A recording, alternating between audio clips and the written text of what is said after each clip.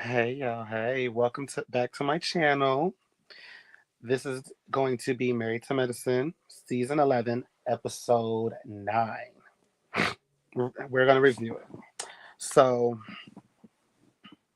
starting out now, I don't know how much I can pull out this shit because, it's the start of the girls, of the couple's trip. So, I try to pull as much as I can out of this shit, but, 11 seasons in, them hoes kind of got shit. They kind of reading the shit, but I have faith in my girl. So let's see how long I can kick this shit the fuck off. So starting off with a little montage of everyone, getting all the cast members, the doctors and the wives and the other ones. The only thing that really stood out was like Contessa talking about she getting more Botox, but she's scared to tell Scott. Oh, I just need a couple of pumps right here, but don't tell Scott. Girl, that's telling. That's real telling. You you you want us to conveniently forget that he's an alleged abuser of you, but you saying stuff like "Don't tell him." Mm. Then we see a short little clip of thirsty sweet tea for talking to some lady. I don't even know what they were talking about because it felt forced and contrived. I didn't believe it.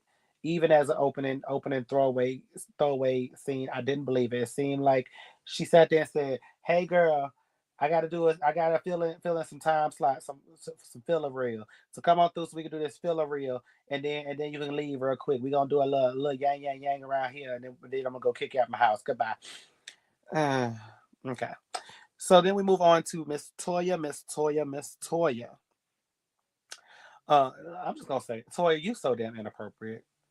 Toya, there's some things that you just don't say with your kids. Like I get it, you want to be open and honest with your kids, but there's some things you just need to keep private. Um, it's disgusting. You shouldn't be teaching your kids how to be overly sexual like you. Let them, be open where they can come and talk to you when they have questions, but don't be sitting there like telling them to take notes. And then like your husband, Dr. Eugene, is a private person. He's clearly uncomfortable with overly sexual things with in front of the kids. Pull back. And so you telling him, now come over here, you're supposed to just suck my face down and play with my booty in front of the kids. Like, that's too much. And then after he does it to kind of oblige you, you go to ask your 12, 13-year-old son, did you take notes? No, your son is trying to ignore it because I can tell he's very disgusted. That is very, very nasty as a 12-year-old kid to have to watch your parents suck face. Ew. Nasty. Disgusting. Like you and this is not even the worst thing. You talking about, you want to know about if your kids are self-pleasuring themselves. You're trying to figure out like and you're telling them too much information about your bedroom life. It's just too much. It's way, way, way too much. Like, girl, quiet as kept. It's getting to the point where I'm wondering, should we call Ayana Van Zandt or somebody to sit there and pick them boys' minds because they seem like they traumatized girl way too much.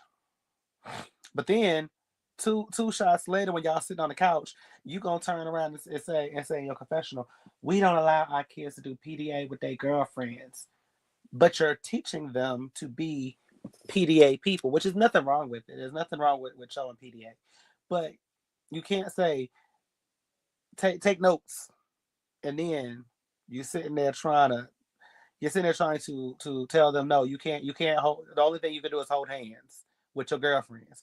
You can't do it. It's double talking. It's hypocritical. It's confusing.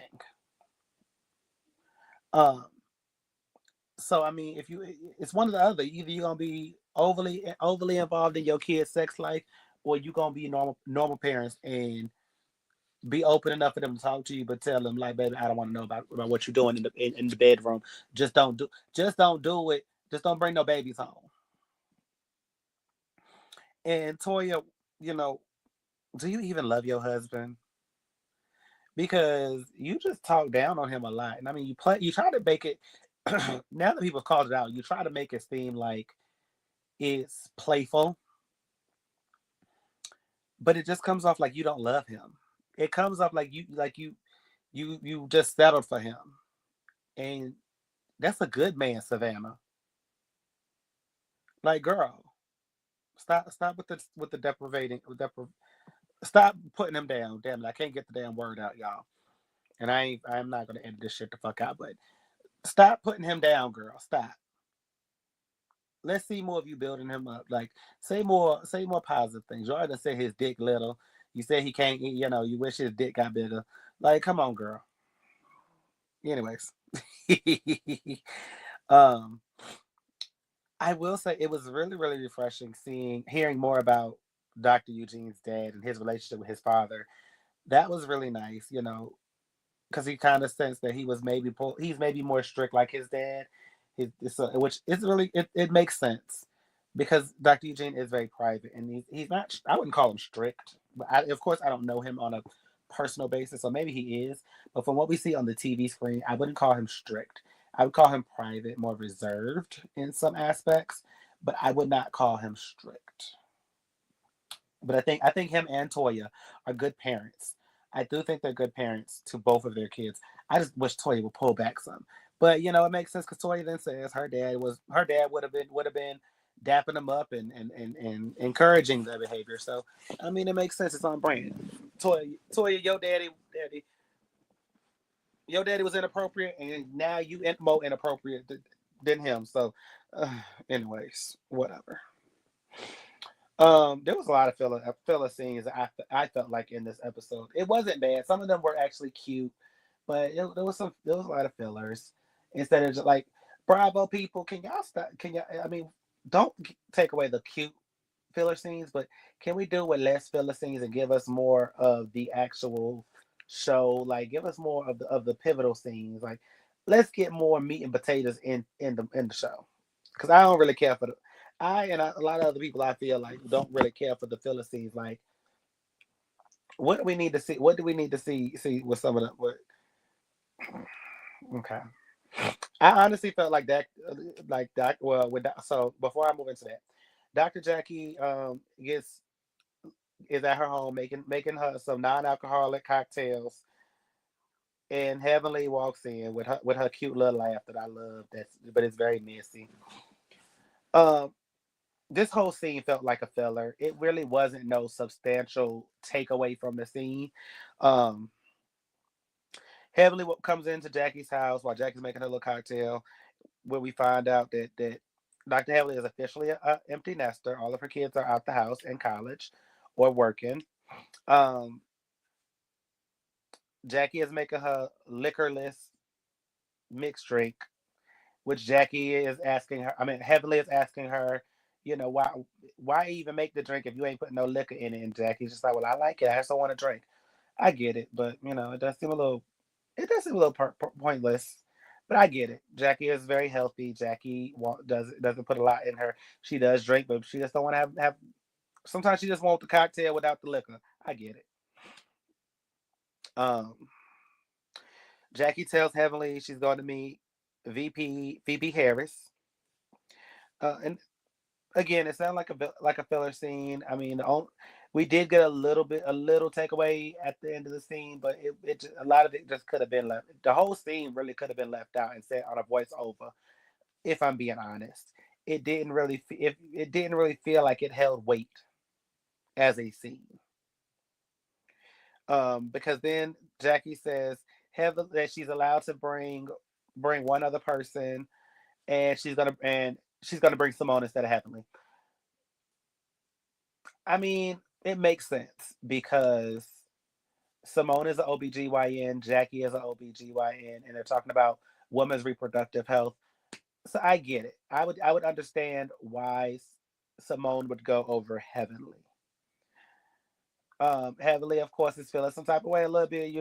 She can see her little head running because she's like, "Well, girl, I'm your friend. I was there. I helped you with your business, with your little fundraising and everything." So, um, Yeah. So then Jackie busts out and laughs and says, "Well, girl, I can bring two people. So come on, girl. You know you coming. Well, I don't need. Well, I added a little. I'm about to add some stuff in there, but Jackie basically like, girl, you stupid. It was a prank. It was a joke. Of course you invited. You know, because why wouldn't Heavenly not be invited? I mean, Heavenly and Jackie are probably the closest. Why they the closest? That's up for y'all to debate. But they're probably the closest. So yeah. But it was a weak little joke, but it was cute for what it was worth. But again, it just felt real filler. It felt real low. There was nothing. It felt like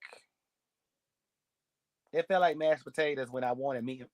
No, I can't say mashed potatoes. It felt more like the cornbread where you want it, but if it's not there, you're not missing it. Phaedra had her scripted date with the African man. I'm not even gonna sit here and say his name.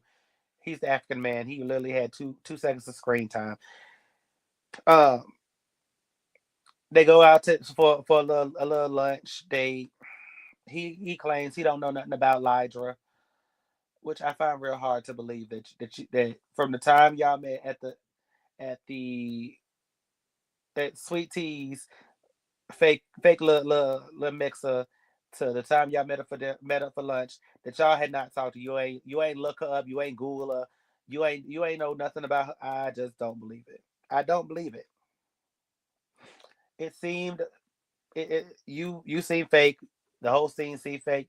And flash forward to the future, we know it was fake because Phaedra was just seen in Africa with Portia looking for African men. So I think the only thing that was true about that scene was you African.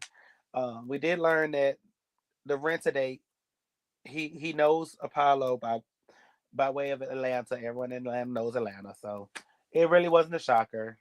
They're not friends. They're not hanging out. They're not calling each other on the phone, say, "Hey, let's go to the strip club." But they know each other. Phaedra said she don't care though, so why would she care? He was just for the show. The Golden Girls, which is Jackie, Simone, and Heavenly. The Golden Girls, they and DC to go meet VP Harris, and they before they leave, they're in the apartment, the Airbnb, whatever they stayed at, and they find out that they color coordinated, and their outfits are almost identical, almost not exactly, but color wise and actually outfit wise, it was they were all pretty much in sync. It was cute. It felt kind of everything but the actual reproductive talk. It was fillerish. I don't know. Maybe it's a Jackie thing. Maybe Jackie leading a scene just makes it feel like a filler because she don't really give much. She's very much black church lady who's not gonna say much in front of your face, but when them cameras turn off, she gonna let you have it. That's what she gives. So maybe that's why her scenes feel like filler. But it just felt fillerish. I won't it wasn't bad though. This is a filler that I did enjoy, even though it felt weak and lacked something. I enjoyed it, so this would be one that I would keep in because it was cute. I enjoyed it, and it was cute seeing Heavenly, Jackie, and Simone all together. There was no conflict. There was no arguing. There was no you said this. It just felt like they were like real good friends just sitting there talking. I did like that. They gave Heavenly the rules before they even left the house, so she don't get her ass kicked the fuck out. That was kind of cute. I did get a little chuckle on that. That was cute because Heavenly, she gonna try it. She even tried it there. She go so if I gotta say bitch, I'm gonna say Mitch, and Simone took the reins and said, "Girl, don't say Mitch, snitch, witch, lich, ditch. If it sounds like bitch, don't say it. If it sounds like a cuss word, don't say it. Be on your p's and q's." Heavenly, and her confession said, "Girl, I know how to be professional. Heavenly, I love you. You're my favorite, but girl, you needed that rundown. You did. You needed the rundown. Um, and also, about the filler scene, the filler part of that scene, it felt light and airy. It didn't. It felt, and that's what I like. If it's gonna be a filler scene, that's not gonna give us nothing to move a storyline or move the show. It needs to feel light and airy. It needs to feel good. It needs to have some flow. And this had flow. It had flow to it. It helped introduce the VP scene. And it felt light. It felt airy. It felt like I was ready for the VP Harris to come on the screen. So I like that. That was good. Um, that fine ass John Legend's wife, whatever her name is, um, she's moderating the damn thing with VP Harris. Why they pick her though? That's my question. I ain't write this in my notes, but why the hell they pick her ass? Girl, they could have picked somebody a whole lot better. Now I'm gonna tell y'all what y'all should have got was y'all should have got some a big black lady like Lonnie Love, even though she ain't got no kids. At least she would have gave some comedic relief. Shit, I mean the fuck. John Legend wife. I don't even know if she have a brain. Like I don't get. She don't give me smart. She don't give me smart. She gives me boring lady who thinks she could cook.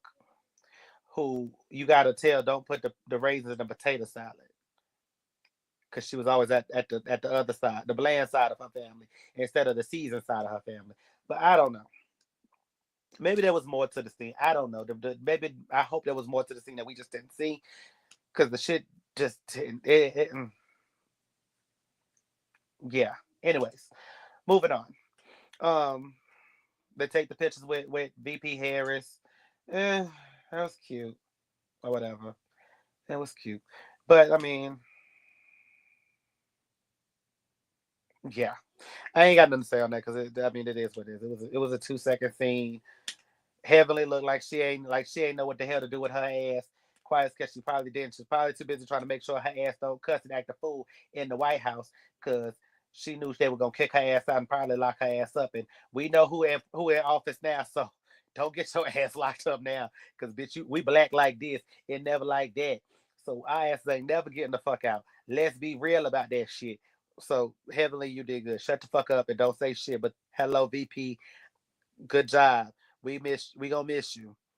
Um, the talk itself, I think we did need the reproductive talk. I wish it was a bigger bigger promotion because the world needs to know that. I mean, I think this whole we're not gonna get into this because I don't really like talking about this type of shit, but they should have never overturned Roe versus Wade because shit, your body, your choice, and I'm gonna talk shit about your body if it's badly built, but it's still your choice to abort that little baby or not. Some of these babies need. Anyways, moving on. I'm gonna get myself in trouble. Um, Cone Tessa and these fake ass storylines with her alleged abuser Scott, her husband. I can't stand them. Bravo people? Why did y'all put that bitch back on our screen? Y'all could have left that bitch wherever the hell she was getting her plastic surgery at. I see that comment. Someone's leaving us to see that comment. Mm. But Contessa and these dumb ass Contessa, don't nobody care about your eeny beeny teensy weeny black bikini that you ain't even gonna wear because Lord knows, well, you do got a body, girl. I ain't even gonna lie like that. You got a body, especially for a 40-something-year-old woman. You got a body. I ain't gonna lie, but ain't nobody checking for that shit, girl. And then once again, you got to bring up Heavenly because you ain't got nothing else to talk about Contessa unless you talk about Heavenly. Quiet as kept, you need to be giving her half your check because she the reason why you own it. She really 98% of why you own this show because we ain't seen really nothing of you outside of your beef, your imaginary beef with Heavenly, and that's tied, stale, through, delayed, decrepit. It need to be in the ground and buried. Girl, why is you here? Where is your scooter? It's done ran away from you. That hover around done ran away from you, girl. It is horrible. Stop with it. Stop with it. Heavily ain't entertaining this, so you should not either. Go and talk about your business that Scott don't want to be at. Talk about your kids who don't listen to you. Talk about your businesses that you the one sitting there working hard every day of the week. No, you ain't gonna cry no more. Um, heavenly, you was messy as hell. You was about inviting Apollo to the couples trip, and I only think you messy because you should have asked Phaedra before you asked Apollo. Phaedra is your castmate. As much as I don't like her, Phaedra is your castmate. You should have asked her first before you ask Apollo. Because what if she would have said no, I don't want him on there? Now you got to backtrack to him and tell him, sweetheart, I know I low key invited you, but you can't come no more. That's messy, even for you. And I love you, man. I love you heavily. Now I'm secretly going, girl. You shouldn't even told Phaedra, cause shit, that would have been funny as hell if you sat there and just invited his ass. She up there thinking that is one thing, and he pop up in there with a big old smile with all his muscles and his light skinnedness and his raisins and his potato salad. That would have been funny. But you should have told Phaedra first, because that is your job, and we need you on the show heavily. Because Quaz is kept heavily. You are a lot of these girls' storylines. So without you, there really is no show. Phaedra said she don't know how she feel with Paolo coming. Girl, bye. You knew how you feel. Stop your lying, you lying asshole. Um, Doctor Squeaky Voice and Sweet Tea, also known as Thirsty, is still concerned over Quad. Dr. Squeaky Voice, Quad don't want you. She got a real man with a real voice. Leave that woman alone. Go be with your gold digger woman. It's just giving you very much obsessed. Obsessed little voice man. I did say I loved how Quad very openly and confidently gave King a heads up about the potential drama with her ex, Squeaky Voice. I thought that was cute. I thought that was cute. I thought that was good. I really, really loved it. It really, really set well with me because Quad basically gave him the heads up, so he had the chance to say, "I don't want to go because I don't want to be around it." He asked her point blank, "Are you bothered by it?" And she said, "I'm not bothered at all. I don't give a fuck." And he said, "Okay, cool. That's how we moving." I love that. Jumping forward a little bit, I can't wait for this week's episode to see King beat the fuck out of Squeaky Voice. I do not condone violence or bullying, but I can't I can't wait for that. And to see Phaedra run her ass out again, just like they ran her ass out of Housewives of Atlanta. All right, come back to the present. We back into the present. I'm happy to see more Dr. Mimi. Hopefully, she can replace Dr. Squeaky Voice and Sweet Tea. Um, Squeaky Voice was whining over Phaedra's heavy ass suitcase that she ain't got nothing in because she ain't got nothing but dental floss for her surgical body. But child, I'm gonna get myself in trouble talking all this shit. Toya started out messy at the very beginning, telling Simone to hug Dr. G like she did King. Girl, you know that's a mess. Don't do that mess. Baby girl, don't do that mess. Uh Heavily hugging and being very, very cordial to Thirsty. That was cute. I'm glad that was cute. I did like that because child quiet kept Thirsty, you and Contessa need Heavenly the most. Y'all did the most. Like y'all done took over Toya's spot of being on Heavenly's hit list. Heavenly was originally going at Toya until y'all came back on the scene with the gangster lean, and now y'all are enemy number one with Heavenly. And if Heavenly decides to start even mentioning y'all, I don't think y'all will be on the show for much too longer. So that was cute. Same with Contessa. Contessa hugs Heavenly so hard they fall on the ground laughing in good spirits. It was cute. I mean, I liked it. We know it ain't gonna last long, but it was cute. I don't want them to be friends again, but hopefully it can be cordial because it's cute seeing them be cordial together. It is. The rooms are nice. They had nice layouts. Quite as kept. I want to know where they stayed because if it's not too expensive, and Bravo gonna put me on to they on to that thing, and they gonna foot the bill. I would love for them to foot my bill. The couples are then revealed to be paired in teams based on the conflicts they had. Um, and it was hopes to mend fences. I just think the shit gonna crash and burn. I don't think it's gonna last. I hope I'm wrong. I really hope I'm wrong. Thirsty calls Jackie Skeletor. Girl, we know Jackie ain't got no meat on her bones, but she healthy. She can probably outrun your fat ass, your over plucked ass, your liposuction ass, your injected ass, your 99% plastic ass. So girl, stop that shit. Simone has Lydra clear up these kind of bitches comments, and she still didn't. All she did was make the shit worse for her lying fat ass. So, and then Quan stepped up to defend the ladies, the doctors, and Elijah doesn't want to understand that she's in the same stance as them. And honestly, as it's kept y'all, Phaedra might be actually a step or two beneath them because they still work. They have successful practices on top of getting that married to medicine check, that Bravo check. So they might be actually doing a lot better than you, Phaedra, just by a little bit, not by a ton, but they might be a step or two higher than you because they do have successful jobs in real life. They're not just saying they have jobs; they actually have jobs that they work at every day. They're checked in. They really handle their business. So I would tread real lightly with that because again, your job is mainly Bravo. We ain't seen you win a court case since Bobby Brown.